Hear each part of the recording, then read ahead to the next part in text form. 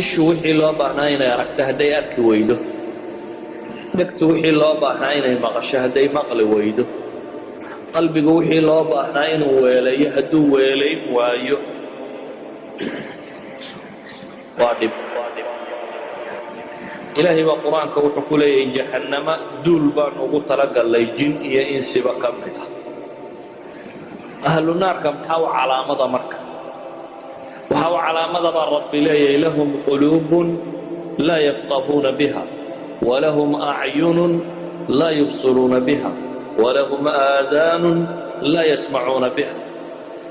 waxaa ilaahay leeyahay subxaana wa tacaala, waxay leeyahay quluub aanay wax ku fahmin, waxay leeyihiin indho aanay wax ku arag, waxay leeyihiin dhago aanay wax ku maqal. macnaheedu ma aha inaanay waxna arkaynin, waxna fahmaynin, waxna maqlaynin, ee waxa weeyaan waxay ka soo dhaceen darajadii bini aadamnimada oo adawaadka ama ashyaadan la siiyey waxay u adeegsadeen inta xooluhuba u adeegsadaan. xooluhu inay bahalka cararaan ama wax cunaan ama inta araggooda waa u adeegsadaan, dhegtoodana waa u adeegsadaan, caqligoodana waa u adeegsadaan, waa daaq tagaano waa soo xeroodaan, si ay dhashooda u taranto waa iskoraan. haddaa bini aadamku uu intii noqdo inaad waxna cunto waxna cabto, dumarna guursatid ama nin guursato gabadhu, intaa xayawaankuba wuu yaqaan. walaqad karramnaa bani aadama baa ilaahay ku tilmaamay. idan waa inaad darajada xayawaannimada ka kor marta. waxaad ka kor maraysaa haddaad mustaqbalka garanayso iyo makhaatirta iyo mushkilaadka kugu soo socda.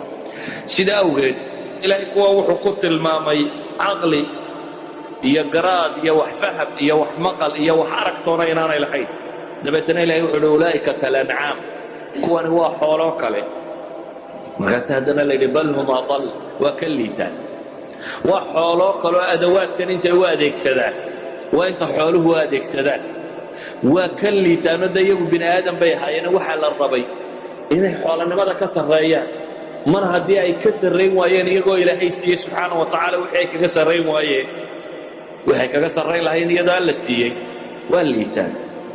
sida awgeed uma baahnin garaadkeenna iyo aqoontaada iyo raganimadaadu inay noqoto sidaad wax u cuni lahayd ama sidaad wax u cabbi lahayd ama sidaad mara u xidhan lahayd ama sidaad gabadh u guursan lahayd. hadday aqoontaadu ku soo ururto waa aqoon liidata.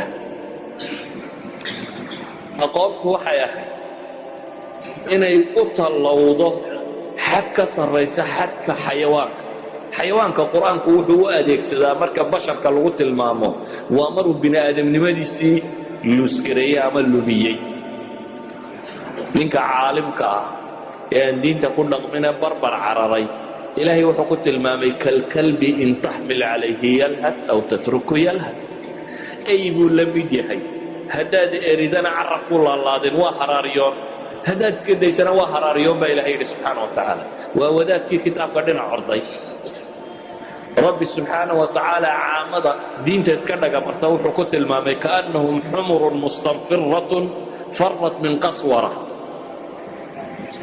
dameer farow libaaxeryaday oo orday oo kale ay la mid yihiin baa ilaahay yidhi. dameer farow wuu dheereeyaa, baqahana de hadduu libaax ku soo cararo inuu xoog u ordi doonaa la tilmaamaya. caamada isdhagamaraysa ee rabbi ka jeesatayna waxaa lagu tilmaamay dameer cararay inay la mid yihiin. wadaadka kitaabka xambaarsan ee aan faa'iido badan ku qabin waxaa lagu tilmaamay dameer bugaag la saaray. ilaahay subxaana wa tacaala wuxuu ku tilmaamay inay la mid yihiin. idan mar kasta oo qofka bini aadamkii caqligii iyo garaadkii iyo maqalkii iyo araggii la siiyey uu rabbi ku caabudi kari waayo ama se uu naar iskaga ilaalin kari waayo, waa mushkiladii ugu weynayd ee caalamku waa naar. haniimadii ugu weynaydna waa janno iyo rabbi aragtidii. labadii waxay ugu waaweynaa haddaad lumiso macnaheedu waxa weeyaan xoolahaad ka liidataa. xoolo ma gaadhid ee waad ka hoosaysaa. darajadii bini aadamkana hoos baad uga sii dhacday. waayo gaaladu darajadaasi markay ku dhacaan ilaahay baa wuxuu leeyahay yaclamuuna ظaahiran min alxayaati اdunya wahum can اlaakhirati hum gaafiluun. nolosha muuqaalkeeda saray garanayaan baa ilaahay ama badda quus ama cidhka duul, waa the same life. nolosha muuqaalkeeda saray garanayaan baa ilahay yidhi subxaana wa tacaala wahum can ilaakhirati hum gaafiluun aakhirase gafla baa kaga sugan yihin baa rabbi leeyahy waa moogan yihin sida ogeed baa rabbi subxaana wa tacaala wuxuu ku tilmaamayaa gaaladu واقترب الوعد الحق فإذا هي شاخصة أبصار الذين كفروا يا ويلنا قد كنا في غفلة من هذا بل كنا ظالمين إلهي wuxuu tilmaamaya inay halaan halkooda iyo calaacalkooda ay ka mid noqon doonto yaa waylana hoogayage qad kunna fii gafla min haada arrinka kan waanu mooganayn amase waanu dhoohanayn walciyaadu billaah sidaa awgeed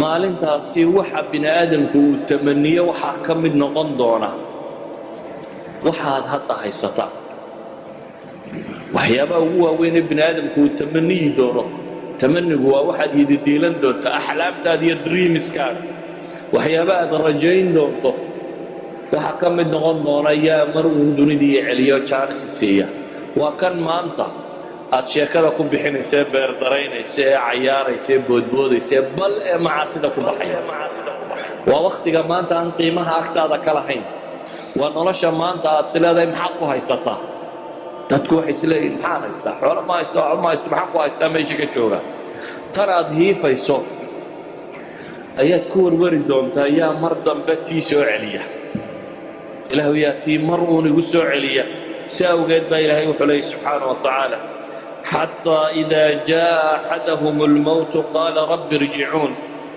لعلي أعمل صالحا فيما تركت كلا إنها كلمة هو قائلها ومن ورائهم برزخ إلى يوم يبعثون رب سبحانه وتعالى وحينات الماما يا وحب بن آدم كوهلان هالي دونا مكو على علي دونا ينيتهي رب ارجعون إلهو علي xagee laguu celiyaa waxa aad raadinaysaa waa maxay waa waxa aad maanta hayso intan aad maanta hayso ayaad tamaninaysaa ilaahu igu celi subxaanahu wa tacaala intii inay maanta ku dhaafta maaha sidaa awgeed ninka maanta tan fahmi waaya waa garaadlaawe waxaa maqashaan dad la yidhaahdo indheer garad ama intellectual ama dad aqaafo leh ama cilmi leh ama aqoon leh war nin naar galay waxba ma laha caqli waxaa leh qofka garta khatarta ugu weyne soo socota siduu uga badbaadi lahaa inuu xidhxidho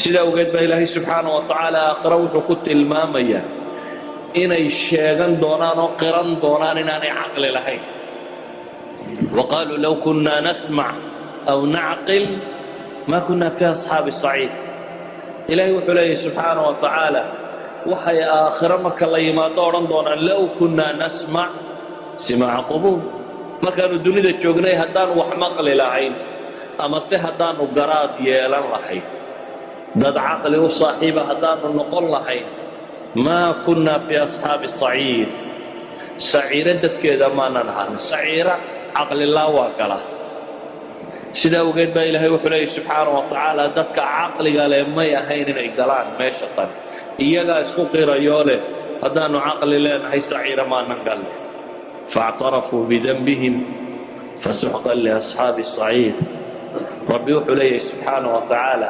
maalintaasay qirteen dembigoo la qirtaa wakhti uu waxtaraa jira waa hadda ama aakhiro markaad qirato waxba ma taro markaad qirato naartun baa laguu gufaynaya laakiin iminka haddaad qirato rabbi waa gafuurun raxiim